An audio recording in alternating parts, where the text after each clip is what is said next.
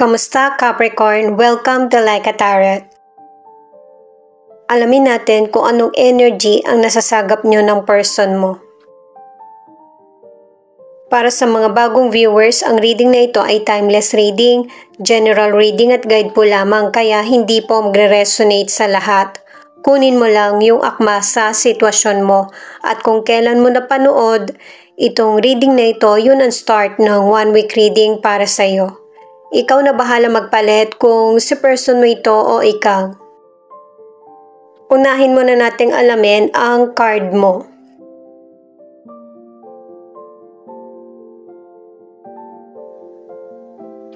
Una kong nakita yung Swan. The Temperance. Ang nasasagap mong energy ay yung pagiging kalma at saka pag-iisip sa sitwasyon. Kailangan mo mag-isip ng next decision or next plan kasi connected ito sa magiging future mo. At saka marami kang journey na tinahak sa buhay na nagpamature sa iyo. At saka aware ka na rin sa mga nauulit na sitwasyon o kaya problems. Itong card naman ng person mo ay 4 of Wands. Ikaw na lang magpalit baka magkapalit kayo ng person mo. Ang energy na nasasagap ng person mo ay abundance at saka happiness. Feeling ng person mo ay blessed siya at saka maraming milagrong nangyayari sa buhay niya.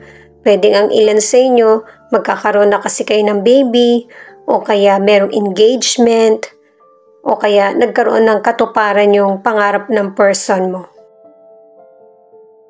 At saka pareho kayo ng person mo na pinipili yung kapayapaan at saka pagpapatawad. At saka sa iyo, nagkakaroon ng improvement sa feelings mo na mas positive at saka happy at may kapayapaan sa person mo ganun din. Lalo na sa career o kaya negosyo na tinatahak niya. Alamin naman natin kung anong advice ng mystical cards para sa inyo ng person mo. 4 ang kailangan natin.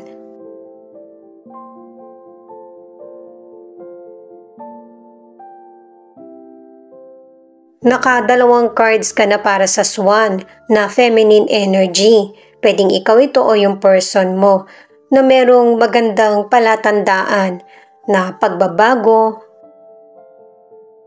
na mas magbibigay positibo sa buhay mo. Base sa booklet, itong polar bear, kung ano man yung nangyayaring sitwasyon sa paligid mo, sa pamilya mo, kunin mo yung positive.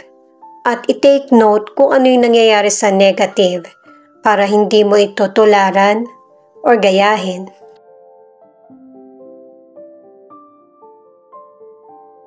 Itong elephant naman ang nagbibigay ng advice sa iyo na ikaw yung mag-control sa buhay mo. Ikaw ba yung magdesisyon? Ma-inspire ka sa kapwa at magkaroon ng sariling identity.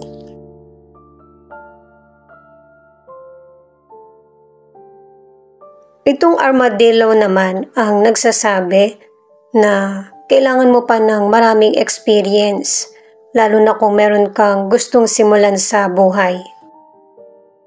Iwasan ang negatibo or drama para makamit mo yung tagumpay sa buhay. Itong card mo muna yung alamin natin kung bakit siya ipinakita. Ikaw na lang tumukoy kasi may posibilidad na magkapalit kayo ng person mo.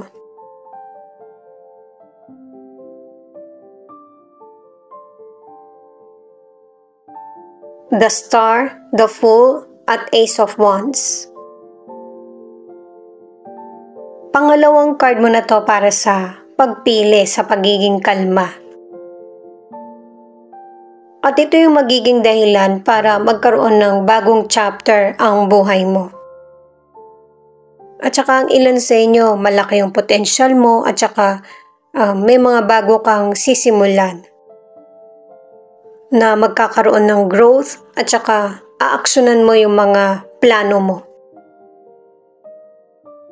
Sa career, umaasa ka na magiging maganda yung daloy ng career mo o kaya negosyo at nangyayari ito.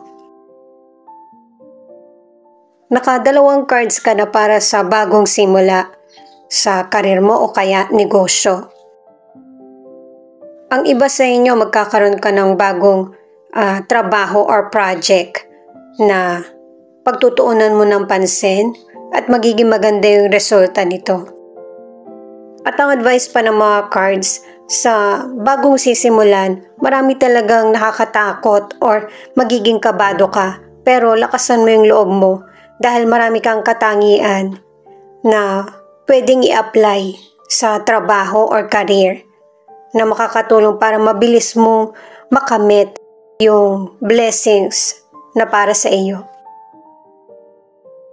Sa mga nasa relationship, dalawang cards na yung nagsasabi na mas lalo kayong magiging sweet sa isa't isa ng person mo. Namimiss ka ng person maybe dahil sa nagkaroon kayo ng tampuhan or naging busy siya sa mga nagdaang araw. Ingat lang na hindi kayo kagad magkaroon ng baby, lalo na't kung meron pang ibang responsibilidad. Itong card naman ng person mo ang alamin natin. Ang ilang single naman, may potential person na nagkagusto sa iyo. Hindi niya tinuloy yung feelings niya kasi meron kang ibang karelasyon. Pero ngayon na nalaman niya na available ka na, gusto niya maging close kayo ulit. Friends pa rin kayo ng person na ito pero hindi kayo madalas magkaroon ng contact. At saka na-focus din itong person na ito sa career. Kaya hindi siya nagkaroon agad ng karelasyon. The Death, Five of Swords in reverse, at the Strength.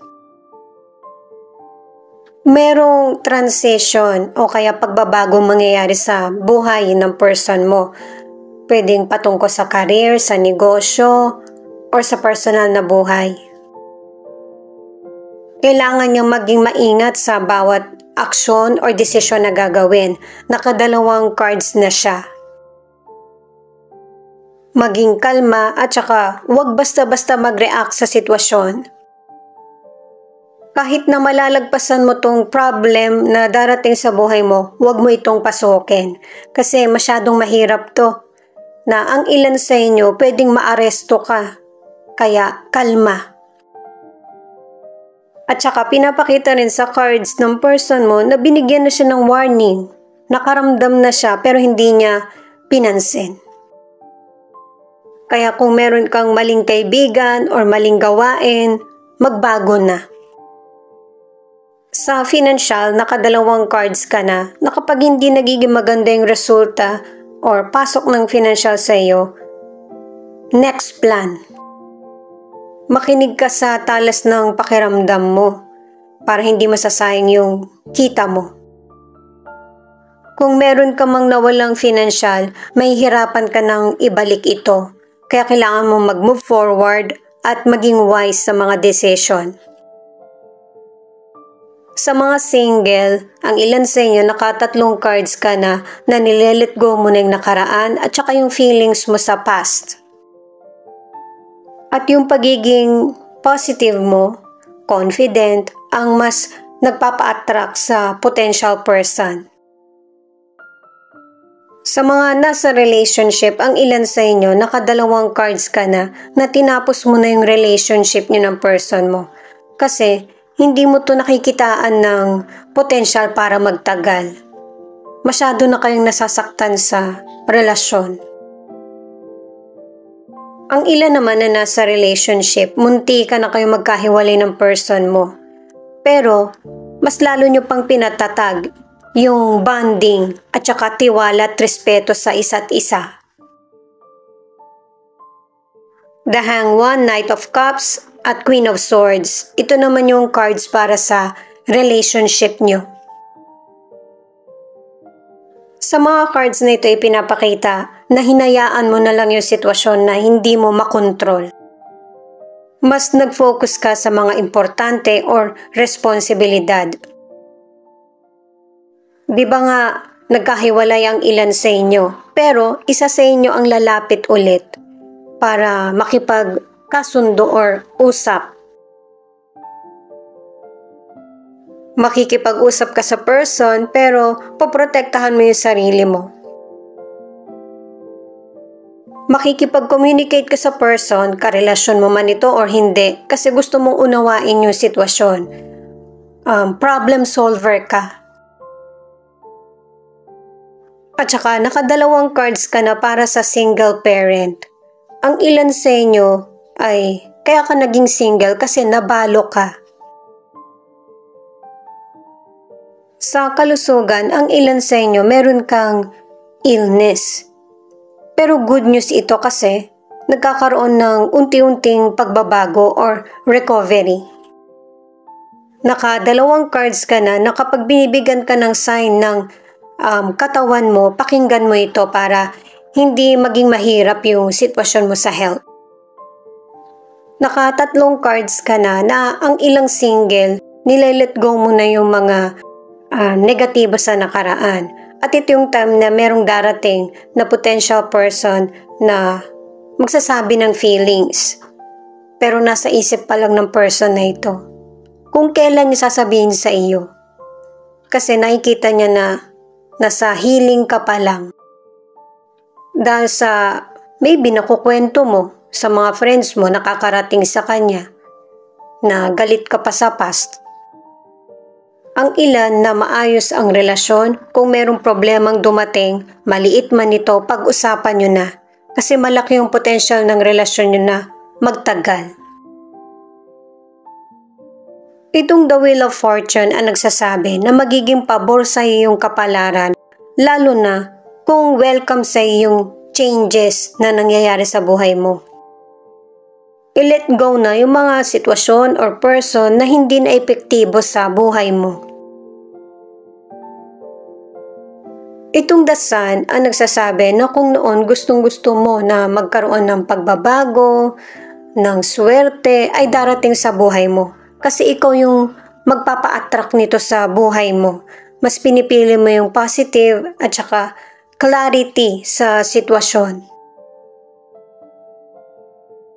Itong Ace of Pentacles ay positive na card na ang ibig sabihin kung ano yung mga minamanifest mo sa buhay ay magkakaroon ng katuparan, lalo na pagdating sa career, negosyo at financial. At saka yung itinulong mo sa kapwa mo ay ibabalik ng universe.